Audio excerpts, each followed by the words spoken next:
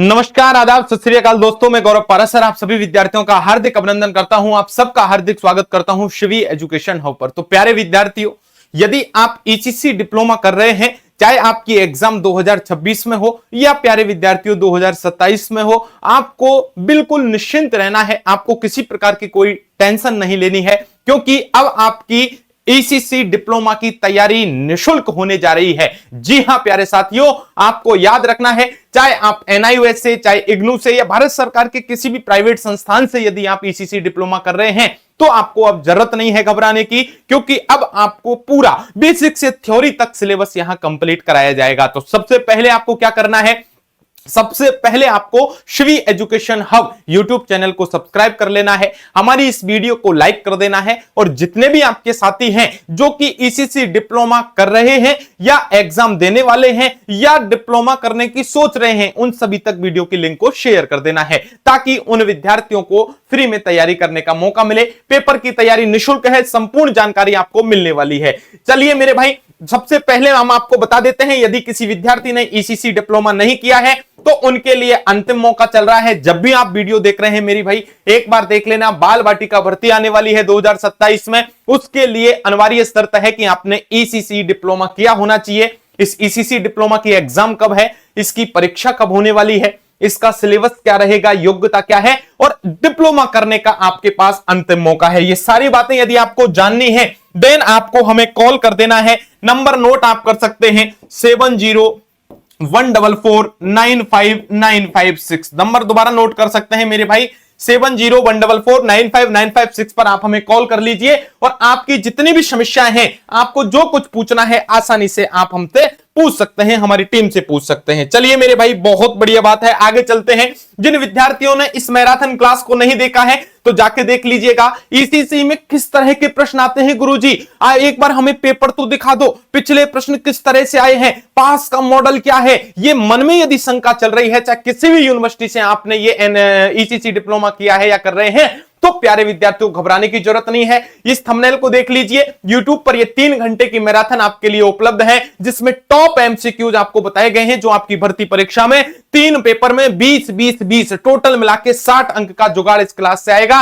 विश्वास नहीं है तो पिछले क्वेश्चन पेपर उठा के देख लो, आगामी देख लेना, यह हमारी गारंटी रहेगी। ठीक है मेरे भाई, तो इस मैराथन को जाके भी आप देख सकते हैं। अब एक बार हम चर्चा कर देते हैं प्यारे विद्यार्थियों। सबसे पहले आप प्यारे विद्यार्थियों, हम आज से क्लास जो शुरू कर रहे हैं, इसमें आपको क्या पढ़ना है। देखिए, सबसे पहले तो आपको याद रखना है, यदि आप ईसीसी कर रहे हैं, ठीक है, ईसीसी आप कर रहे हैं, अब ईसीसी में पढ़ना क्या है, 3 पेपर होते हैं आपके। कितने पेपर होते हैं मेरे भाई, 3 पेपर होते हैं। एक तो होता है आपका पेपर फर्स्ट, कैसा होता है, पेपर फर्स्ट होता है।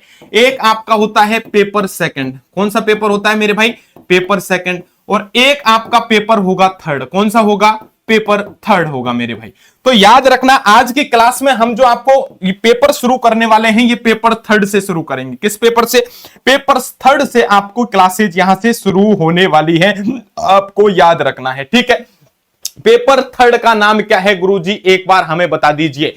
पेपर थर्ड का नाम क्या है, एक बार हमें बता दीजिए, ताकि हमारी क्लासेस शुरू हो जाएं। नाम जानने से पहले प्यारे विद्यार्थियों, एक बार मैं आपसे यही कहूंगा कि आपको एक बार अंक भार जरूर देख लेना है कि यहां आपका ये पेपर भी कितने अंक का होगा, 70 अंक का होगा पेपर फर्स्ट। पेपर सेकंड भी कितने अंक का होगा, 70 अंक का होने वाला है। और पेपर थर्ड भी है, ये आपका 70 अंक का होगा। ठीक है, अब जद्दोजहद जो चल रही है, पेपर फर्स्ट आपको मैम करा रही है मेरे प्यारे विद्यार्थियों, आपको याद रखना है। मैम की क्लासेज पहले 2 क्लासेज आ चुकी हैं, और भी आगे आ जाएंगी, आपको याद रखना। तो इसकी क्लासेज अनवरत रूप से चलेंगी। मैं जो पेपर शुरू कर रहा हूं, पेपर थर्ड आपका शुरू कर रहा हूं, 70-70-70 के तीनों आपके पेपर हो गए। तो गुरुजी 30-30-30 किस में बचे हैं बेटा, ये 30 जो अंक बचे हैं ये प्रैक्टिकल के होते हैं। इसमें भी 30 प्रैक्टिकल के हैं, फर्स्ट पेपर में, सेकंड में भी प्रैक्टिकल और थर्ड में प्रैक्टिकल, और इस तरह से टोटल प्रत्येक पेपर 100-100 अंक का हो जाता है। अब आपको घबराने की जरूरत नहीं है, हम जो शुरू कर रहे हैं आज की क्लासेस से पेपर थर्ड शुरू कर रहे हैं, याद रखना। ठीक है, पेपर थर्ड का नाम क्या है, एक बार गुरुजी हमें बता दो, हमें तो नाम का भी नहीं पता है, कोई दिक्कत नहीं है। अब आराम से पढ़ते जाना, एक एक चीज आपको भैया थ्योरेटिकल समझाई भी जाएगी। Paper third, paper third NIOS वाले जो विद्यार्थी हैं वो याद रखना। एक चीज और बता देता हूं आपको, एक चीज और देखिए, पेपर फर्स्ट का नाम है हमारा 439। क्या नाम है? इस पेपर फर्स्ट का जो कोड है वो है 439। यदि कोई आपसे कहे कि 439 पेपर लग रहा है तो समझ जाना पहला पेपर है। आपसे कोई कहे कि पेपर कौन सा है आज, और किसी ने कह दिया कि आज तो 440 कोड वाला पेपर है, तो समझ जाना 440 का मतलब पेपर थर्ड की चर्चा हो रही है। और कोई एनआईओएस से आपसे कहे कि आज तो 441 वाला पेपर चल रहा है, पेपर कोड कौन सा है? 441, यानी तो समझ जाना थर्ड पेपर की चर्चा है। समझ गए? यानी 439 वाला कोड ये मैम पढ़ा रही है, और ये 441 वाला पेपर थर्ड है। ये आज से हम शुरू कर रहे हैं प्यारे विद्यार्थियों, याद रखना। अब पेपर थर्ड है, इसका नाम क्या है एक बार बता दीजिए गुरुजी। इसका नाम है प्यारे विद्यार्थियों प्रारंभिक बाल देखरेख। पूरा लिख देता हूं ताकि आपको समझ में आ जाए। प्रारंभिक बाल देखरेख, प्रारंभिक बाल देखरेख और शिक्षा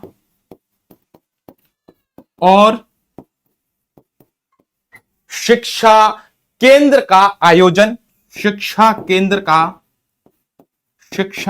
का आयोजन, एवं आयोजन के साथ साथ हमें मैनेजमेंट भी करना है एवं प्रबंधन भी करना है। तो ये आपका जो थर्ड पेपर है इसका पूरा नाम है। कोई आपसे पूछ ले कि पेपर थर्ड का नाम क्या है, एक बार बता दो। तो पेपर थर्ड का नाम प्यारे विद्यार्थियों कुछ इस तरह से है, प्रारंभिक बाल देखरेख और शिक्षा केंद्र का आयोजन एवं प्रबंधन। ये पेपर थर्ड है आपका। इसका कोड कौन सा है एक बार बता दीजिए। तो पेपर कोड यदि आपसे पूछा जाए तो मैंने अभी आपको बताया 441 कोड है, ये पेपर आपका है। चलिए ठीक है गुरुजी, इतनी बात आपकी समझ में आ गई है। अब ये बता दो आज चैप्टर कौन सा शुरू होगा गुरुजी। तो सबसे पहले हम शुरू करेंगे चैप्टर फर्स्ट। कौन सा चैप्टर शुरू करेंगे? इस पेपर थर्ड का चैप्टर फर्स्ट हम शुरू करेंगे, जिसका नाम बता दो एक बार गुरुजी कि हम इस चैप्टर फर्स्ट में क्या पढ़ने वाले हैं। याद रखना, इसका नाम हम आपको बताएंगे। उससे पहले अनुरोध है, जिन विद्यार्थियों ने इस वीडियो को लाइक नहीं किया है, चैनल को सब्सक्राइब नहीं किया है, तो प्यारे विद्यार्थियों जल्दी से आप इसको लाइक और सब्सक्राइब कर दीजिए। चलिए अब पेपर फर्स्ट की हम नाम चर्चा कर लेते हैं नाम की। तो पेपर फर्स्ट का नाम है भौतिक सुविधाएं और अधिगम सामग्री। क्या है? भौतिक सुविधाएं, भौतिक सुविधाएं, भौतिक सुविधाएं एवं अधिगम सामग्री, अधिगम सामग्री। अब ये आपका पेपर सबसे पहले आपका क्या रहेगा मेरे भाई? सबसे पहले चैप्टर फर्स्ट है। याद रखना, पेपर थर्ड शुरू किया है, कोड 441 है। नाम क्या है पेपर थर्ड का? प्रारंभिक बाल देखरेख और शिक्षा केंद्र का आयोजन एवं प्रबंधन। और चैप्टर फर्स्ट आज हम शुरू करेंगे भौतिक सुविधाएं एवं अधिगम सामग्री। टेंशन नहीं करनी है, चिंता नहीं करनी है। जो आपको बताया जा रहा है इसकी पीडीएफ भी आपको मिल जाएगी प्यारे विद्यार्थियों। पीडीएफ कहां मिलेगी? आपने यदि प्यारे विद्यार्थियों हमारा एप्लीकेशन डाउनलोड कर रखा है तो एप्लीकेशन पर मिल जाएगी। सीवी एजुकेशन हब के नाम से हमारा टेलीग्राम भी है, वहां पर भी आपको क्या मिलने वाली है? इसकी पीडीएफ मिलने वाली है। चलिए कोई तरह की दिक्कत नहीं है। अब आराम से समझते हैं, एक एक चीज को हम समझ लेते हैं। भौतिक सुविधाएं एवं अधिगम सामग्री चैप्टर फर्स्ट हमारा शुरू हो चुका है। ठीक है, डन डन डन। चलिए चैप्टर हमारा फर्स्ट शुरू हो चुका है। चैप्टर फर्स्ट, चैप्टर फर्स्ट, और चैप्टर फर्स्ट हमने शुरू कर दिया है। नाम सभी को पता लग गया है। क्या है चैप्टर फर्स्ट का नाम? जल्दी से मुझे बता दीजिए। चैप्टर फर्स्ट का एक बार सभी विद्यार्थी यूट्यूब पर जब भी देख रहे हैं नाम एक बार कमेंट करके लिख देना, ताकि मुझे पता लगे कि आज विद्यार्थियों ने ये वीडियो देख ली है। तो भौतिक सुविधाएं और अधिगम सामग्री नाम है। अब देखिए, सबसे पहले तो आपको याद रखना है प्रारंभिक बाल देखरेख और शिक्षा केंद्र क्या होता है, एक बार बता दो। सबसे पहले मन में एक सवाल आ रहा होगा, गुरुजी ठीक है आप सारी बातें ठीक कर रहे हैं, लेकिन इसको शॉर्ट में मैं कैसे लिखूंगा? बार बार प्रारंभिक बाल देखरेख एवं शिक्षा केंद्र, या और शिक्षा केंद्र, और शिक्षा केंद्र ये क्या होता है? सबसे पहले तो इसे समझो मेरे भाई। ये केंद्र क्या है? प्रारंभिक देखभाल और शिक्षा केंद्र क्या होता है, इसको एक बार समझ लीजिए। ये केंद्र एक ऐसा स्थान है जहां आस पड़ोस के सभी बच्चे जाना पसंद करते हैं, और वहां इन बच्चों को इनके माता पिता, इनके गार्जियन, इनके छोटे बड़े भाई बहन और ये सब लोग इन छोटे छोटे बच्चों को छोड़ करके चले जाते हैं।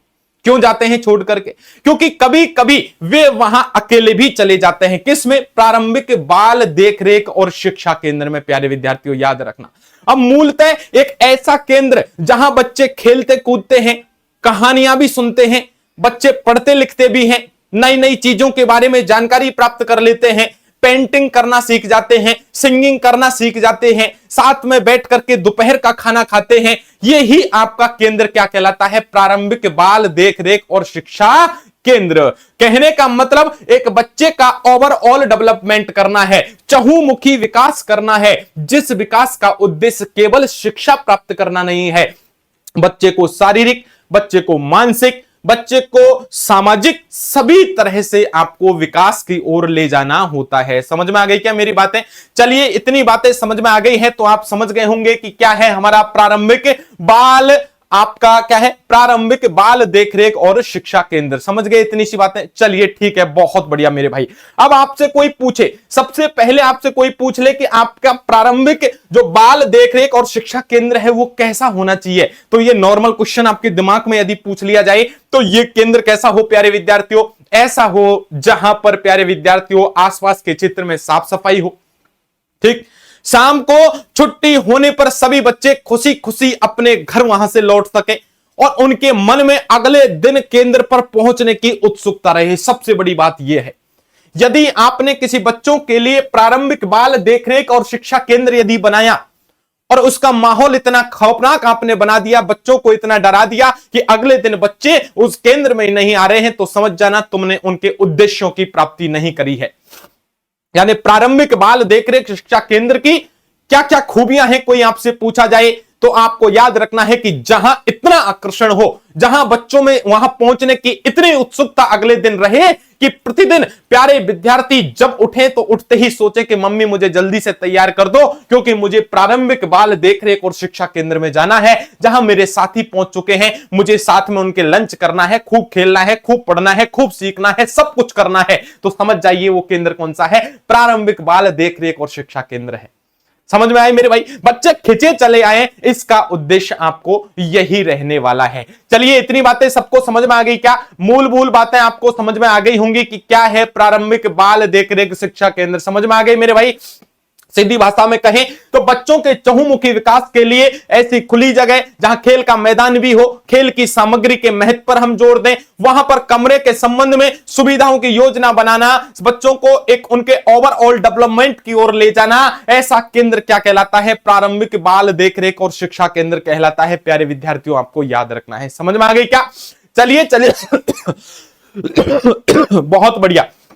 अब देखिए, सबसे पहले आपको याद रखना है उद्देश्य क्या है, इस चैप्टर फर्स्ट का उद्देश्य क्या है, एक बार ये बताइए। यानी बच्चों के लिए सुरक्षित स्थान चुनना है हमको याद रखना, तो किस तरह से प्रारंभिक बाल देखरेख शिक्षा केंद्र कहां हमको बनाना चाहिए उसके बारे में चर्चा करेंगे इस चैप्टर में। दूसरा, इस केंद्र के अंदर की तरफ क्या क्या व्यवस्थाएं होनी चाहिए, किस तरह से रखरखाव रखने चाहिए ताकि हमारे बच्चे हैं उनको किसी तरह की कोई दिक्कत नहीं आए, जो हमने उद्देश्य रखा है वो पूरा हो जाए। साथ में हमारे बाहर की क्या क्या व्यवस्थाएं हो सकती हैं, उनके रखरखाव के क्या क्या तरीके हो सकते हैं, उनके बारे में हमको पता लगेगा। इतना ही नहीं, ऐसे उपकरण प्यारे विद्यार्थियों जो साज सामान है उनका किस तरह से चयन करना है, क्या क्या रखरखाव के तरीके हमें रखना है, क्या शिक्षण सामग्री का चयन करना है, इन सब की चर्चाएं करना हमारा क्या है प्यारे विद्यार्थियों पहले चैप्टर का उद्देश्य रहने वाला है। समझ में आ गई क्या मेरी बातें? चलिए अब सबसे पहले कोई आपसे पूछे कि प्रारंभिक बाल देखरेख शिक्षा केंद्र की स्थिति कैसी होनी चाहिए, आप मुझे बताओ एक बार। सबसे पहले, और यही प्रश्न पिछली बार मैं बात कर लेता हूं, यहीं से आपके नोट्स बनाने आपको शुरू कर देने हैं। तो प्यारे विद्यार्थियों याद रखना, ये पहला पॉइंट हमारा इसमें रहेगा कि प्रारंभिक बाल देखरेख शिक्षा केंद्र है उसकी स्थिति कैसी होनी चाहिए। तो लिख लीजिए, प्रारंभिक बाल देखरेख एवं शिक्षा जो केंद्र है, शिक्षा केंद्र। अब ये केंद्र की स्थिति किस तरह से होनी चाहिए, यानी इसको कहां पर बनाया जाना चाहिए, उसको बनाए जाने के पीछे के क्या क्या हमारे उद्देश्य होने चाहिए, इन सब की चर्चाएं आज की क्लास में हम करने वाले हैं। तो सबसे पहले एक मोटे तौर पर आपसे यह पूछा गया है कि आपने यदि एक ऐसा केंद्र बनाया है इस तरह से इसको एक तरह से स्कूल भी मान लीजिए, जहां बच्चे की शिक्षा भी होगी, बच्चे के स्वास्थ्य पर भी ध्यान दिया जाएगा, बच्चे के खेल कूद सारी सामग्रियों पर ध्यान दिया जाएगा। तो प्यारे विद्यार्थियों, एक बच्चे को पढ़ाई भी जाएगा, खिलाया भी जाएगा, हंसा भी जाएगा, हंसाने के साथ साथ उसको एक सामाजिकता का भाव उसके अंदर पैदा किया जाएगा। इस केंद्र को हमने क्या मान लिया? प्रारंभिक बाल देखरेख शिक्षा केंद्र। अब ये केंद्र कैसा होना चाहिए? और याद रखना प्यारे विद्यार्थियों, सबसे पहला बात कि जहां पहुंचना आसान हो, और ये पिछली बार यहीं से क्वेश्चन बना कि जहां पहुंचना आसान हो। याद रखना, जहां पहुंचना आसान हो। अरे ऐसा हमने मान के चलो मेरे भाई, हमने कोई विद्यालय बना दिया, और बना दिया कहां पर? कोई गांव है, उस गांव के पास में एक पहाड़ी है, और उस पहाड़ी के ऊपर हमने प्रारंभिक बाल देखरेख शिक्षा केंद्र बना दिया। जरा सोचो, छोटे छोटे बच्चे वहां पहुंच पाएंगे क्या? ऐसा केंद्र यदि तुमने बनाया है जहां बच्चे आसानी से नहीं पहुंच सकते हैं, तो क्या वो उपयोगी होगा? बिल्कुल नहीं होगा। मान के चलिए कोई भी बिल्डिंग है, 10 मंजिला कोई भवन है, और हमने उसकी 10वीं मंजिल पर क्या रख दिया है? प्रारंभिक बाल शिक्षा केंद्र रख दिया। हमने कहा कि रोज प्रतिदिन बच्चे आएंगे और आपके प्रारंभिक बाल देखरेख शिक्षा केंद्र में आकर के अपने हेल्थ की ध्यान रखेंगे, अपने स्वास्थ्य का ध्यान रखेंगे, अपने शिक्षा का ध्यान रखेंगे। तो प्यारे विद्यार्थियों, क्या वो आसानी से 10वीं मंजिल तक चढ़ सकते हैं क्या छोटे बच्चे? नहीं। तो सबसे पहली शर्त है कि जहां पहुंचना आसान हो सके, यहीं से पिछली बार क्वेश्चन बना था। चलिए ठीक है, पहला पॉइंट आसानी से पहुंच जाए, ऐसी जगह हमें प्रारंभिक बाल देखरेख शिक्षा केंद्र बनाना है। दूसरा, उसके जो चारों ओर का वातावरण है, जिसके आसपास का जो क्षेत्र है, वो साफ सुथरा होना चाहिए। भैया याद रखना, आसपास का क्षेत्र, यानी इस केंद्र के आसपास का जो क्षेत्र है वो कैसा होना चाहिए मेरे भाई? क्षेत्र आपका साफ सुथरा होना चाहिए। याद रखना, कैसा होना चाहिए? साफ सुथरा। कैसा होना चाहिए मेरे भाई? साफ सुथरा होना चाहिए। सबसे बड़ी बात आपसे यही याद रखनी है, यानी ऐसा केंद्र प्यारे विद्यार्थियों जिसके आसपास आपका साफ सुथरा माहौल हो, जहां पहुंचना आसान हो, उसी जगह हमको ये प्रारंभिक बाल देखरेख शिक्षा केंद्र बनाना है। थर्ड, कौन सी जगह? बच्चों के लिए सुरक्षित हो। बहुत बड़ी बात कही है मेरे भाई। ऐसा केंद्र ऐसी जगह पर खोलना है हमको जहां बच्चे सुरक्षित हों। हमारे बच्चे कहां हो? बच्चे सुरक्षित हों। बच्चे सुरक्षित हों, इसका मतलब क्या है गुरुजी? मान के चलिए कि आपने प्रारंभिक बाल देखरेख शिक्षा जो केंद्र है, जिसको एक तरह से स्कूल मान के आप चलिए, छोटे बच्चों का नर्सरी जो स्कूल है, वो आपने ऐसी जगह खोल दिया कि जिसके पास में ही ठेका है, पीले पीले ओ मोरे राजा, और वहां गाने बज रहे हैं। अब छोटे छोटे बच्चे जा रहे हैं स्कूल में, और देखने के बाद उनको लग रहा है कि यार सुबह से शाम तक क्या अमृत बटता है। ये एक ऐसी दुकान कैसी है जहां सुबह से लेकर शाम तक यहां लाइन ही नहीं टूटती है। तो सोचिए जरा बच्चों के जीवन पर क्या इफेक्ट पड़ेगा। एक न एक दिन वो भी ट्राई करेंगे कि यार इस लाइन में लगाया जाए। समझ रहे हो मेरी बात? तो इसलिए प्यारे विद्यार्थियों, साथ में ही और कई एग्जाम्पल हो सकते हैं। कोई ऐसी फैक्ट्री अपने आसपास हो स्कूल के पास में जहां से गंदा धुआं उठता हो प्यारे विद्यार्थियों, जो बच्चों के फेफड़ों को खराब कर दे, उनके हेल्थ को खराब करते। या फिर एक ऐसी जगह आपने कहीं प्रारंभिक बाल देखरेख शिक्षा केंद्र खोल दिया जहां पर बहुत ज्यादा आवाजें होती हैं। तो प्यारे विद्यार्थियों, ऐसी जगह आपका प्रारंभिक बाल देखरेख शिक्षा केंद्र है, वो उसके लिए अनुकूल नहीं हो पाएगा। इसलिए जहां बच्चे सुरक्षित रह सकें, ऐसा आपको माहौल देना है प्यारे विद्यार्थियों। याद रखना, इतना ही नहीं, कोई आपसे कहे कि प्रारंभिक बाल देख शिक्षा केंद्र की स्थिति कैसी होनी चाहिए, तो एक ऐसी स्थिति भी होनी चाहिए प्यारे विद्यार्थियों जहां खेलने कूदने के लिए खूब सारा मैदान हो, यानी पर्याप्त संसाधन होने चाहिए खेलने कूदने के लिए। तो जहां खेल कूद करने के लिए बच्चों को खेल कूद के लिए क्या होने चाहिए प्यारे विद्यार्थियों? पर्याप्त स्थान व संसाधन। क्या होने चाहिए? पर्याप्त स्थान व संसाधन होने चाहिए, आपको याद रखना है। ठीक है, बहुत बढ़िया। देखिए, अब यहां से यदि परीक्षा में प्रश्न पूछ लिया जाएगा, आपसे 5 नंबर में प्रश्न पूछा जाएगा कि प्रारंभिक बाल देखरेख शिक्षा केंद्र को किस जगह पर खोलना चाहिए, इसके ऊपर आप संक्षिप्त में टिप्पणी कीजिए। तब आपको ये लग तो 5 लाइन रही है, 4 लाइन रही है, लेकिन तुम तो माहिर हो, तुमने तो भैया 10वीं 12वीं में खूब, मुझे पता है, सोच सोच के कल्पना से खूब बातें लिखी हैं। इनको ही बढ़ा के लिख देना। प्रारंभिक बाल देख रेख शिक्षा केंद्र एक ऐसी जगह होना चाहिए जहां बच्चों आसानी से पहुंच सके, बच्चों को सुगमता रहे। पहली लाइन को कर दो 2 लाइन में।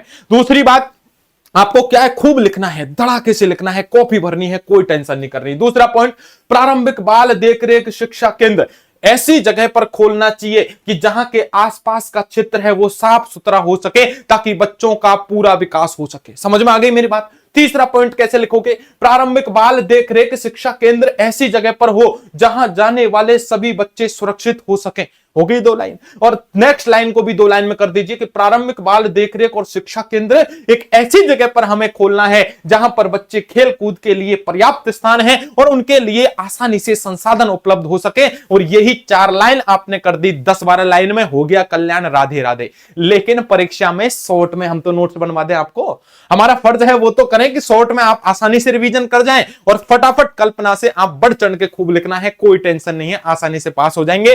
तो प्यारे विद्यार्थियों, इतनी बातें किस किस को समझ में आ गई हैं, जल्दी से कमेंट कर दीजिए। और कमेंट करने के बाद प्यारे विद्यार्थियों आसानी से आपको समझना है। अब इसके अंदर आपको और बातें लिखनी है। देखो आपको क्या करना है, आपके पास पेपर का पैटर्न मैं एक बार बता देता हूं प्यारे विद्यार्थियों। पेपर का पैटर्न किस तरह से होता है, आपका जो पेपर आता है, हालांकि मैंने चर्चा कर दी है, आपका पेपर होता है 70 मार्क्स का। कितने मार्क्स का? 70 का। इस 70 में से 20 प्रश्न, आपका 20 अंक का जुगाड़ तो बड़ा आसान है। इस 20 अंक में क्या आता है आप ये भी जरा देख लीजिए। आपके 10 अंक का तो सत्य असत्य आते हैं। क्या आते हैं? ट्रू और फॉल्स। ठीक है, यानी सत्य और असत्य वाले प्रश्न आते हैं जो आसानी से आप कर लेंगे। 5 अंक प्यारे विद्यार्थियों आपके क्या आते हैं? रिक्त स्थान की पूर्ति कीजिए।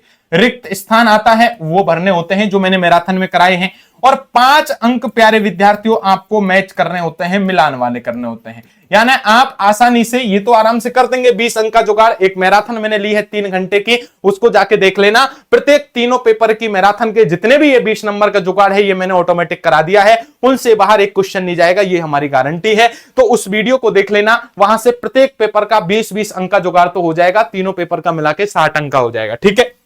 दूसरा प्यारे विद्यार्थियों, कुछ आपके जो प्रश्न होते हैं वो 5 अंक के होते हैं, संक्षिप्त में टिप्पणी करनी है।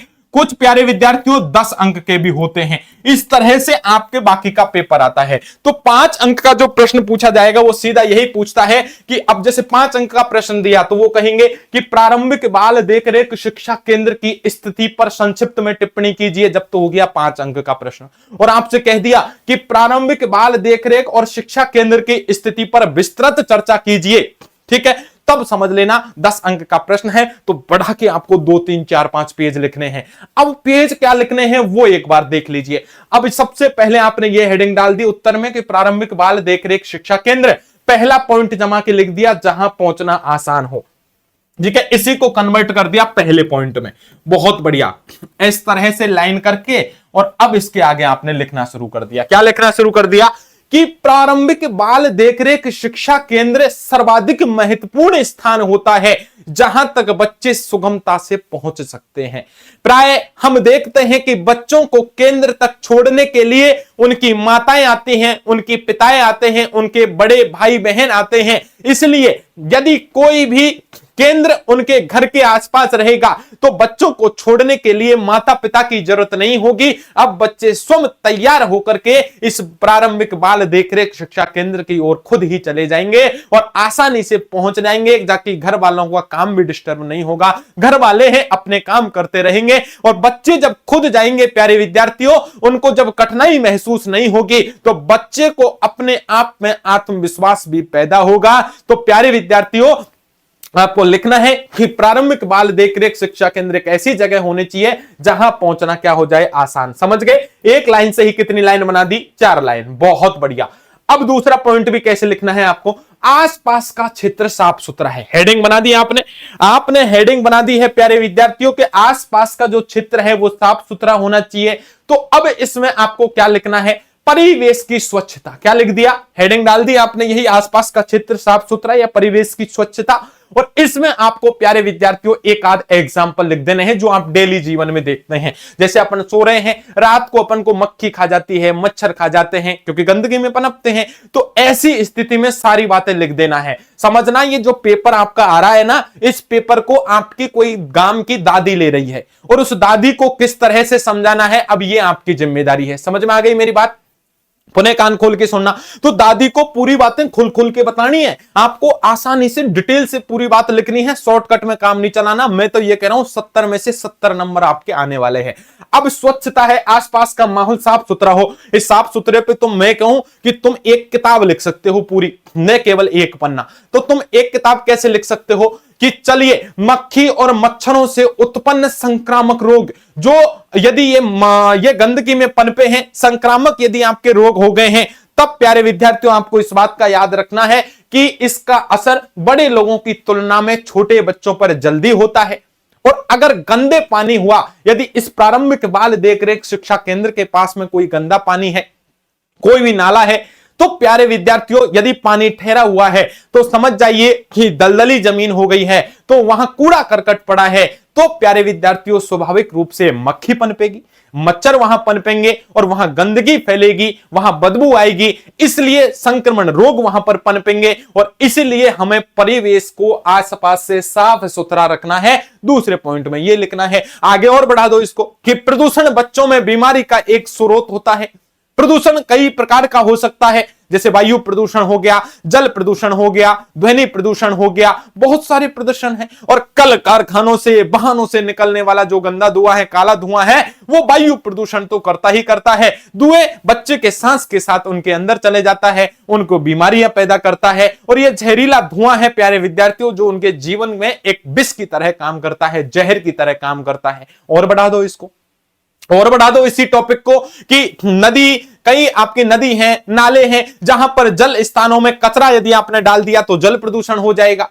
और ये कचरा समुदाय से ही आता है, समाज से ही आता है, कल कारखानों से ही आता है। और ऐसे पानी को यदि खाने पकाने के रूप में उपयोग किया, बच्चों को पीने के रूप में आपने यदि काम में लिया, तो समझ लीजिए बच्चों के स्वास्थ्य पर इसका बुरा असर पड़ेगा, क्योंकि इससे उनके जीवन में जहरीले पदार्थ हैं वो पहुंच जाते हैं, शरीर में जहरीले पदार्थ पनप जाते हैं। और कल कारखाने, सड़क, वाहन, यातायात से जो शोर उत्पन्न होता है, इस शोर से भी ध्वनि प्रदूषण फैलता है। भारी शोर से, भारी आवाज से एकाग्रता बच्चों की भंग हो जाती है, जिससे सरदर्द, माइग्रेन जैसी समस्याएं पैदा हो जाती हैं। यह भी लिख दो, लिख दीजिए, बच्चों का एक प्रारंभिक स्वास्थ्य केंद्र इस जगह होना चाहिए, साफ सुथरा ऐसा माहौल हो, पर्याप्त उसमें खिड़कियां हो, ताकि आसानी से उनको क्या पहुंच सके, सूर्य का प्रकाश पहुंच सके, स्वच्छ हवा वहां पहुंच सके। इसलिए प्यारे विद्यार्थियों, कमरों में खिड़कियां होनी चाहिए, रोशनदान होने चाहिए, और कमरों में बनावट ऐसी हो जहां धूप छांव का संतुलन बना रहे।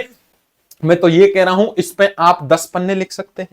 बताइए आप, अब मेरा उद्देश्य क्या है क्लास लेने का? मेरा उद्देश्य ये नहीं है कि आपको यही रटी कुटी बातें लिखनी है, नहीं, थोड़ा सा दिमाग को डेवलप करना है कि ये प्रारंभिक बाल देखरेख शिक्षा केंद्र का मतलब स्कूल, और स्कूल किस जगह हो जहां ध्वनि प्रदूषण नहीं हो, वायु प्रदूषण नहीं हो, आपको पता लग जाए कि वहां आपका पर्याप्त मात्रा में क्या पहुंचे, सूर्य का प्रकाश पहुंचे, पर्याप्त मात्रा में हवा पहुंचे, तो आप आसानी से अपनी लैंग्वेज बना दीजिए, आसानी से लिख दीजिए, कोई भी दिक्कत नहीं है, बढ़िया मार्क्स आपके आने वाले हैं। समझ में आ गए? तीसरा, चलिए बच्चों की सुरक्षा की हमने बात करी कि बच्चे सुरक्षित हों। इसका मतलब क्या है? इसका मतलब है कि छोटे बच्चों की सुरक्षा पर ध्यान देना बहुत ही जरूरी है। यदि मान लीजिए कोई बच्चा है, अकेला जा रहा है, प्रारंभिक बाल देखरेख शिक्षा केंद्र की तरफ बाहर निकला है, और निकलते ही पड़ोस में, पास में ही उसके रेल की पटरी जा रही है। मान के चल लीजिए उसके पास में कोई नेशनल हाईवे है, या ऐसा हाईवे है जहां पर बहुत अधिक संख्या में वाहन चलते हैं, और उसको मान लीजिए कोई भी चोट लग जाती है, टक्कर लग जाती है वाहनों से, तो ऐसी स्थिति में जिम्मेदारी किसकी होगी? प्रारंभिक बाल देखरेख शिक्षा केंद्र है, उसकी ही गलत है प्यारे विद्यार्थियों कि उसको सुरक्षित स्थान पर नहीं बनाया गया। इसीलिए इस बात का ध्यान रखना है कि प्रारंभिक बाल देखरेख शिक्षा केंद्र एक ऐसे स्थान पर बनाना है, ऐसे स्थान पर स्थापित किया जाना चाहिए कि जहां भीड़ भाड़ वाले इलाके, मुख्य सड़क, रेल की पटरी, खाई, आपके गड्ढे, खुले नाले, कोई भी गटर, इन सब से वो दूर हो, सबसे सुरक्षित हो, ताकि बच्चों को किसी प्रकार का नुकसान नहीं पहुंचे। मेरी एक एक बात को याद रखना, इनमें जो हाईलाइट वाली चीजें हैं उनको आपको याद रखना है प्यारे विद्यार्थियों। जैसे मैंने बताया, क्षेत्र साफ सुथरा, तो साफ सुथरा में 4 बातें आप लिख लीजिए, आसानी से शॉर्ट में आपको नोट्स मिल जाएगा। आप आसानी से लिखिए कि जहां ध्वनि प्रदूषण नहीं हो, ध्वनि प्रदूषण, इस पर 4 लाइनें लिख दीजिए। ध्वनि के बाद आप लिख दीजिए वायु प्रदूषण के ऊपर, इसमें 4 लाइन लिख दीजिए किस तरह से वायु प्रदूषण। इसमें लिख दीजिए आप जल प्रदूषण, क्या लिख दीजिए, जल प्रदूषण लिख दीजिए। तो इनके ऊपर ही 4 लाइन हो गई, और 4 लाइन इस पर 1-1.5 पेज तो वैसे फुल हो गया। बच्चे सुरक्षित हो, सुरक्षित होने का तात्पर्य क्या होता है, एक बार मुझे बता दीजिए। सुरक्षित होने का तात्पर्य होता है प्यारे विद्यार्थियों कि बच्चे हैं वो, प्यारे विद्यार्थियों, मुख्य सड़क से नहीं जुड़े हो, मुख्य सड़क से उनका दूर स्कूल हो, मुख्य सड़क, रेल की पटरी उससे दूर आपका स्थान हो, कोई भी स्कूल के पास में बड़ा गड्ढा नहीं हो, कोई भी पास में नाला नहीं हो, खुले प्यारे विद्यार्थियों आपके टैंक नहीं हो। इन बातों पर आप लिख दीजिए। देखो, पढ़ने की आपको जरूरत नहीं है, समझने की जरूरत है। और मैं फिर कह रहा हूं, वो प्रत्येक विद्यार्थी जो हमसे क्लास ले रहा है उसको ये अपना माइंड डेवलप करना है कि परीक्षा में आपको एकदम सारी बातें रट के नहीं जानी, जो खुद के दिमाग में आ रही है उन बातों को भी ऐड करते चलना है। ये सोच के चलना है कि एग्जामिनर आपका प्यारे विद्यार्थियों कोई बहुत ज्यादा पढ़ा लिखा नहीं है, वो गांव की एक दादी है जिसको गांव की तरह ही समझाना पड़ेगा। उसको देसी एग्जाम्पल देने पड़ेंगे कि यदि ऐसा हो गया तो बच्चे को ऐसा हो जाएगा, तब जाके उसके समझ में आएगी कि बात एकदम करेक्ट कह रहे हैं, बच्चों को एक एक बात समझ में आ रही है। तो याद रखना, विद एग्जाम्पल के साथ लिखना है, एक एक बात को समझाते हुए लिखना है, शॉर्टकट में नहीं चलना है। हमारा तो कुछ, अब प्यारे विद्यार्थियों, हम तो आपको शॉर्ट में इसलिए बताते हैं ताकि आप आसानी से इन बातों को बढ़ा चढ़ा के लिख सकें। हमारा तो समझाने का फर्ज होता है। मैं यहां आपको गधे की तरह लिखता जाऊं और लिख लिख के पूरा पढ़ा दूं तो क्या प्यारे विद्यार्थियों आपके भेजे में घुसेगा? नहीं, हमारा उद्देश्य आपको समझाना है, आपके माइंड को वहां तक लेकर के जाना है जहां तक प्यारे विद्यार्थियों आपकी भर्ती परीक्षा का उद्देश्य है। और वहां जाने तक आप स्वयं अपनी परिकल्पनाओं से, आप स्वयं अपनी सोच से, और प्यारे विद्यार्थियों आपका जब ये सारे चैप्टर्स आप पढ़ लेंगे तो मैं आपको ये चैलेंज देता हूं कि आप खुद प्रत्येक प्रश्न का आंसर अपने आप दोगे। बस शर्त एक ही है, क्लास को कंटिन्यू देखना है, वीडियो को लाइक कर देना है, चैनल को सब्सक्राइब कर लेना है, और प्रत्येक विद्यार्थी तक वीडियो के लिंक को शेयर कर देना है ताकि उनको पता लगे। कुछ ऐसे ऐसे महानुभाव विद्यार्थी पहुंच जाते हैं, उनको पता ही नहीं है प्रा, बा, दे और सी लिखा हुआ है परीक्षा में। अब वो सोचते रहते हैं यार ये तो मास्टर ने कभी बताया नहीं, क्या है प्रा, बा, दे, सी। अरे मेरे भाई आराम से, क्योंकि तुमने पढ़ा नहीं कभी। इसका नाम है प्रारंभिक बाल देखभाल एवं शिक्षा केंद्र। मान के चलिए एक आपका स्कूल है, ये बाल वाटिका स्कूल है, और इस बाल वाटिका स्कूल में बच्चों को तुम्हें पढ़ाना है, लेकिन पढ़ाने से पहले तुम्हें बिल्डिंग किस जगह बनानी है उसको लेकर के यहां पहले पार्ट में चर्चा की है कि बिल्डिंग एक ऐसी जगह बनानी है जहां बच्चे आसानी से पहुंच जाएं, आसपास का क्षेत्र साफ सुथरा रहे, वहां ध्वनि प्रदूषण नहीं हो, वायु प्रदूषण नहीं हो, जल प्रदूषण नहीं हो, बच्चे सुरक्षित हो, मुख्य सड़क पास में नहीं हो, रेल पटरी नहीं हो, कोई गड्ढा नाला, खुले टैंक नहीं हो, और वहां पर खेल कूद के लिए पर्याप्त स्थान व संसाधन हो, यानी उसके आसपास बच्चों के लिए खुले स्थान भी होने चाहिए। क्या बात समझ में आ रही है क्या? धीरे धीरे जल्दी से बताओ, अभी बताऊंगा कैसे प्रश्न इनमें से बने हैं, जस्ट बताऊंगा, 2 मिनट और रुक जाइए। अब देखिए खुला स्थान, इस पर और चर्चा कर लेते हैं। खेल कूद के लिए पर्याप्त स्थान व संसाधन हो, यानी एक अच्छा प्रारंभिक बाल देख शिक्षा केंद्र, यानी एक बाल वाटिका स्कूल की मैं चर्चा कर लेता हूं, वही हो सकता है जहां बच्चों को खेलने कूदने के लिए काफी खुली जगह हो। ऐसा क्यों कहा जाता है भाई? खुली जगह का करेंगे क्या बच्चे? क्योंकि प्यारे विद्यार्थियों, जब बच्चों को हम पढ़ा रहे हैं, 0 से 6 साल के बच्चों को हम बाल वाटिका में जब भेज रहे हैं, तो इन बच्चों की उम्र को आप देखिए, ये बच्चे हैं, ये कम उम्र के बच्चे हैं, और इन बच्चों को प्यारे विद्यार्थियों इनकी जो रुचि है वो सबसे ज्यादा कहां है? खेल कूद में। किंतु इसका यह मतलब बिल्कुल ही नहीं है कि जहां काफी खुली जगह है वहीं पर आपको विद्यालय खोलना है। प्यारे विद्यार्थियों याद रखना, यदि हम उपलब्ध स्थान का ही सही ढंग से उपयोग कर ले, विद्यालय के पास कम यदि जमीन है तो भी उसका यदि हमने अच्छा उपयोग किया, तो प्यारे विद्यार्थियों हम बच्चों के मानसिक विकास के साथ साथ शारीरिक विकास को भी प्राप्त कर पाएंगे, उन बच्चों का विकास हम कर पाएंगे। याद रखना, इसीलिए हमने कहा जाता है कि खेल कूद के लिए एक खुला स्थान हो और खेल कूद के लिए संसाधन यदि उपलब्ध हो जाएं तो भैया कल्याण हो जाएगा। ऐसा हमारा प्रारंभिक बाल देखरेख जो शिक्षा केंद्र है वो हमारा आदर्श क्या होगा प्यारे विद्यार्थियों, आदर्श केंद्र के रूप में स्थापित हो जाएगा। जल्दी से बता दो, एक बार इसका स्क्रीनशॉट ले लो। ये एक पेज नहीं है, ये पूरा प्यारे विद्यार्थियों याद रखना। अगली पिछली बार जो प्रश्न पूछा गया उसका प्यारे विद्यार्थियों निचोड़ है। क्या प्रश्न पूछा गया था पिछली बार उसको मैं एक बार चर्चा कर देता हूं, याद रखिए। अब जल्दी से मुझे बता दो, 3-4 प्रश्न जो पिछली बार बने उनको मैं एक बार बता देता हूं, इनमें से ही आंसर दो। पिछली बार प्रश्न पूछा गया कि प्रारंभिक बाल देखरेख केंद्र समुदाय के आसपास होना चाहिए। समुदाय का मतलब है जो समाज है उनके आसपास होना चाहिए। अच्छा होगा कि बच्चों के घर से डैश डैश डैश अधिक न हो। अब बताओ कितना सीधा सरल स्वभाव, यानी प्रारंभिक बाल देखरेख शिक्षा केंद्र समुदाय के तो आसपास हो, लेकिन इससे भी अच्छा होगा कि बच्चों के घर से अधिक दूर ना हो। यही तो कह रहे हैं कि जहां आसानी से पहुंचा जा सके, बस यही बात आपको याद रखनी है। समझ में आ गई बात। दूसरा क्वेश्चन क्या पूछा गया पिछली बार कि संक्रामक रोग और डैश डैश डैश के कारण फैलते हैं। अब जरा दिमाग लगाओ, किसके कारण फैलते हैं? संक्रामक रोग है प्यारे विद्यार्थियों, किसके कारण फैलते हैं? गंदे जल के कारण फैलते हैं। फैलते हैं नहीं फैलते? कूड़ा करकट के कारण नालियां रुक जाती हैं, इनके कारण फैलते हैं। अब सोचो ये सारे प्रश्न आपके दिमाग में कहां से आ रहे हैं, क्योंकि अभी हमने पढ़ा है, हमने लिखा नहीं है, एक एक चीज को समझा है। मैं फिर कह रहा हूं एक एक चीजें समझनी है। नेक्स्ट क्वेश्चन क्या पूछा गया कि स्वास्थ्य रक्षा के लिए डैश डैश डैश और डैश डैश डैश बहुत जरूरी है। बताओ क्या है स्वास्थ्य रक्षा के लिए, क्या हमको जरूरी होता है, एक बार ये बता दीजिए। स्वास्थ्य रक्षा के लिए डैश डैश डैश और डैश डैश डैश होना बहुत जरूरी है, एक बार ये बता दो। ऐसे प्रश्न आपसे पूछे जाएंगे जिनका आंसर प्यारे विद्यार्थियों आसानी से आप दे दोगे, कोई तरह की दिक्कत आपको आएगी नहीं, क्योंकि हम आपके साथ बैठे हैं। एक एक बात हम आपको क्यों बता रहे हैं, इसीलिए बता रहे हैं ताकि प्रत्येक विद्यार्थी को किसी तरह की कोई दिक्कत नहीं आए। प्यारे विद्यार्थियों समझ में आ गई मेरी बात।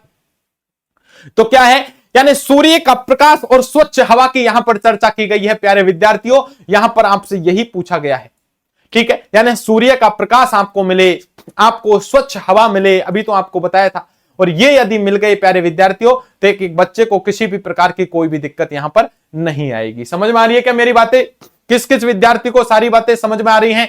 जल्दी से एक बार क्लास को लाइक कर देना है, चैनल को सब्सक्राइब कर लेना है, ताकि कोई तरह की दिक्कत प्यारे विद्यार्थियों आपको महसूस नहीं हो। आगे बढ़ा जाए क्या? जल्दी से बता दो एक बार। इसमें से ही मैंने आपको बता दिया है किस तरह से प्रश्न बनेंगे। आज की क्लास का सबसे महत्वपूर्ण बिंदु मैंने पढ़ा दिया है, जहां से आपके प्रश्न बनने वाले होते हैं, किस तरह से प्रश्न बनते हैं वो मैंने बता दिया कि स्वास्थ्य रक्षा के लिए क्या जरूरी होता है, सूर्य का प्रकाश और खुली हवा बहुत जरूरी है। अगला क्वेश्चन क्या बच जाएगा, छोटे बच्चों के लिए सुरक्षा के लिए आवश्यक है कि प्रारंभिक बाल देखरेख शिक्षा केंद्र डैश डैश डैश और डैश डैश डैश से दूर न हो। प्रारंभिक बाल देखरेख शिक्षा केंद्र है हमारा, ऐसा हो जो क्या हो प्यारे विद्यार्थियों, हमारे समुदाय से दूर न हो। या किससे दूर हो पूछ लिया जाए तो प्यारे विद्यार्थियों फैक्ट्रियों से दूर होना चाहिए, पटरियों से दूर होना चाहिए, मुख्य सड़क से दूर होना चाहिए। मन से प्रश्न आपको बनाने हैं और मन से ही उत्तर लिखना है। मैं कह रहा हूं काफी अच्छे मार्क्स आपको मिलने वाले हैं। ठीक, चलिए आपको याद रखना है प्यारे विद्यार्थियों, आपको याद रखना है। आपको नेक्स्ट की तरफ हम चलते हैं कि बाहरी स्थान का प्रबंधन हमको कैसे करना है। ये तो आज हमने चर्चा करी है कि प्रारंभिक बाल देखरेख शिक्षा केंद्र है, इसकी स्थिति हमको बनाना है, यानी एक तरह से विद्यालय बनाना है। तो विद्यालय के लिए आवश्यक शर्त किस तरह होनी चाहिए? पहुंचना आसान है, आसपास का क्षेत्र साफ सुथरा है, ध्वनि प्रदूषण, वायु प्रदूषण, जल प्रदूषण प्यारे विद्यार्थियों ये आपके नहीं हो, जहां पहुंचना बच्चों के लिए सुरक्षित है, मुख्य सड़क, रेल की पटरी, गड्ढा नाला, खुले टैंक इससे दूर हो, खेल कूद के लिए पर्याप्त स्थान वहां हो, ऐसी जगह हमें प्रारंभिक बाल देखरेख शिक्षा केंद्र बनाना है। कल की क्लास में हम चर्चा करेंगे कि बाहरी स्थान का प्रबंधन हमें किस तरह से करना है, इसको कल की क्लास में चर्चा करते हैं। आज की क्लास प्यारे विद्यार्थियों आपको अच्छी लगी है तो वीडियो को लाइक कर देना, चैनल को सब्सक्राइब कर देना, जितने भी आपके साथी हैं उन सभी तक वीडियो के लिंक को शेयर कर देना। पुनः एक बार आपको बता देता हूं आज की क्लास में हमने क्या पढ़ा है, एक बार फटाफट रिवीजन कर लीजिए। ईसीसी डिप्लोमा है प्यारे विद्यार्थियों, 3 पेपर आपके यहां होते हैं, पेपर फर्स्ट आपका, पेपर सेकंड और पेपर थर्ड, तीनों का 70-70 अंक का पेपर आएगा। 30-30 के तीनों के प्रैक्टिकल होते हैं, टोटल मिला के 100-100 के आपके 3 पेपर बन जाते हैं, जो आपका भैया क्या बनाते हैं, रिजल्ट बनाते हैं। पेपर फर्स्ट का एनआईओएस में नाम होता है 439 पेपर कोड, पेपर सेकंड का कोड होता है 440, पेपर थर्ड का कोड होता है 441। पेपर थर्ड का नाम है प्रारंभिक बाल देखरेख और शिक्षा केंद्र का आयोजन एवं प्रबंधन, कोड 441। इसका चैप्टर फर्स्ट आज हमने शुरू किया, भौतिक सुविधाएं एवं अधिगम सामग्री। इसमें हमने देखा कि प्रारंभिक बाल देखरेख और शिक्षा केंद्र क्या है। एक तरह से मिनी स्कूल है जहां बच्चों को पढ़ाया जाएगा, न केवल उनका बौद्धिक विकास किया जाएगा, न केवल मानसिक विकास किया जाएगा, बच्चों के बौद्धिक विकास के साथ उनका शारीरिक विकास होगा, उनका सामाजिक विकास होगा, बच्चों को ओवरऑल डेवलपमेंट किया जाएगा, बच्चों का चहुमुखी विकास किया जाएगा। अब सवाल हमारे सामने उठ के आया कि चलो ठीक है, मान लिया प्रारंभिक बाल देखरेख शिक्षा केंद्र बना लेंगे, लेकिन किस जगह बनाएं? एक बार जगह तो चुने, एक ऐसा स्थान चुने जहां बच्चों का डेवलपमेंट हो। तो उसके लिए पहला आज का हमारा उद्देश्य था कि प्रारंभिक बाल देखरेख शिक्षा केंद्र कहां खुले, जहां पहुंचना आसान हो। समुदाय में घर परिवार के बच्चे बड़े लोग वो अपना काम छोड़ करके नहीं जाएं, बच्चे स्वयं नहा धो के रेडी होके खाना लेकर के और तुरंत प्रारंभिक बाल देखरेख शिक्षा केंद्र में स्वयं ही चले जाएं, सबसे अनुकूल होगा। दूसरी स्थिति, ऐसी जगह हो जहां आसपास में साफ सुथरा माहौल हो, कोई भी ध्वनि वायु जल प्रदूषण समस्याएं पैदा नहीं हो। तीसरा, ऐसी जगह प्रारंभिक बाल देखरेख शिक्षा केंद्र खोलना है जहां बच्चे सुरक्षित हों, जहां रेल की पटरी ज्यादा नहीं हो, उसके आसपास कोई मुख्य सड़क नहीं हो, बच्चों के आसपास कोई खुले नाले टैंक वगैरह कुछ भी नहीं हो, ताकि बच्चे हमारे सुरक्षित रहें। और इस जगह पर प्यारे विद्यार्थियों हमें प्रारंभिक बाल देखरेख शिक्षा केंद्र खोलना है जहां खेल कूद के लिए पर्याप्त स्थान हो। आज की हमारी मुख्य चर्चा का विषय यही था कि प्रारंभिक बाल देखरेख शिक्षा केंद्र किस जगह हमें निर्माण करना है। कल की क्लास में अब हम बाहरी स्थान का प्रबंधन करेंगे, कल की क्लास में प्यारे विद्यार्थियों उसकी चर्चा करेंगे। इस क्लास की पीडीएफ कहां मिलेगी सर जी, एक बार हमें बता दीजिए, मन में शंका आ रही होगी। तब आपको याद रखना है शिवी एजुकेशन हब, SHIVI, ये लिख लीजिए, Shivi education hub. Shivi education hub हमारा प्यारे विद्यार्थियों एक तरह से हमारा एप्लीकेशन भी है, गूगल प्ले स्टोर से आप डाउनलोड कर सकते हैं। शिवी एजुकेशन हब के नाम से हमारा टेलीग्राम भी है, उसे आप ज्वाइन कर सकते हैं, वहां आपको पीडीएफ मिल जाएगी, एप्लीकेशन में पीडीएफ मिल जाएगी। इतना ही नहीं, जिन विद्यार्थियों ने ECC डिप्लोमा कर लिया है प्यारे विद्यार्थियों, तो उनके लिए मैं ये बता देता हूं, आपने यदि डिप्लोमा कर लिया है तब सबसे पहले आपको कहां जाना है, गूगल प्ले स्टोर पर जाना है। कहां जाना है? गूगल प्ले स्टोर पर जाना है, जहां जाने के बाद आप WhatsApp, Facebook, Instagram, Twitter, Telegram download करते हैं और वहां जाने के बाद आपको सर्च कर लेना है क्या, शिवी एजुकेशन हब, ये सर्च कर लेना है। हमारा ये एप्लीकेशन आपके सामने होगा, इसको इंस्टॉल कर लेना है। इंस्टॉल करने के बाद अपना मोबाइल नंबर से लॉगिन कर लेना। वहां जाने के बाद ECCE बाल वाटिका कोर्स आपको दिखेगा, जहां न केवल इस डिप्लोमा की तैयारी कराई जाएगी, आपकी इस ECC डिप्लोमा की संपूर्ण तैयारी, तीनों पेपर की तैयारी तो होगी, चाहे आपने NIOS से ECC कर रहे हैं, चाहे IGNOU से कर रहे हैं, चाहे किसी भी प्राइवेट संस्थान से कर रहे हैं, पूरा कोर्स आपको मिलेगा। और साथ में जो बाल वाटिका वाली भर्ती आ रही है, इस बाल वाटिका भर्ती के लिए भी प्यारे विद्यार्थियों आपको बैच मिलने वाला है। तो गुरुजी क्या दोनों की एक साथ तैयारी हो जाएगी क्या? बिल्कुल हो जाएगी, 100%। हमने एक ही एप्लीकेशन में आपके क्या बना दिए हैं प्यारे विद्यार्थियों, दोनों कोर्स बना दिए।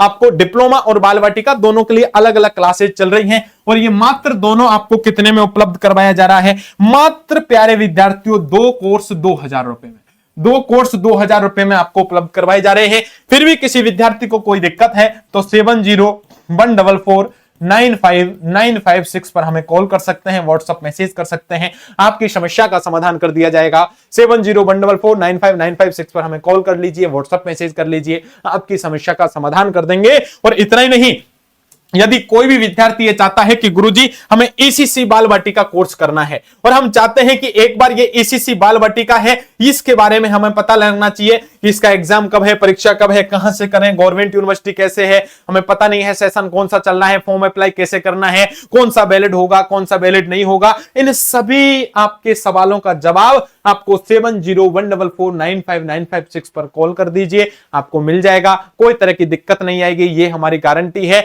बस आपसे हमने पहले भी प्रॉमिस किया था, जो हमसे जुड़ा है वो दिल से जुड़ा है प्यारे विद्यार्थियों। प्रत्येक विद्यार्थी को पास कराने की जिम्मेदारी हमारी रहेगी, क्योंकि हम सिर्फ दावा नहीं करते, हम प्रत्येक विद्यार्थी को पढ़ाते भी हैं। और वो देख सकते हैं प्यारे विद्यार्थियों किस तरह से आज का हमारा पहला टॉपिक रहा पेपर थर्ड का, कि प्रारंभिक बाल देखरेख शिक्षा केंद्र की स्थिति, और जो पिछली बार यहां से प्रश्न बना। अब आपको घबराने की जरूरत नहीं है, रोज आपकी क्लासेज लगेगी, बस आपको क्या करना है, रोज सुबह आपको प्यारे विद्यार्थियों YouTube पर आ जाना है। ऑनलाइन क्लासेज लेने के लिए प्यारे विद्यार्थियों सबसे पहले आपको 11 बजे आपके YouTube चैनल सिवी एजुकेशन हब पर पधारना है। वीडियो को लाइक कर देना है, चैनल को सब्सक्राइब कर देना है, जितने भी पढ़ने वाले विद्यार्थी हैं उन तक वीडियो के लिंक को शेयर कर देना है। मिलता हूं नेक्स्ट सेशन में, नेक्स्ट क्लास में। तब तक के लिए आप सभी को नमस्कार, सभी को राधे राधे, जय हिंद, जय भारत दोस्तों।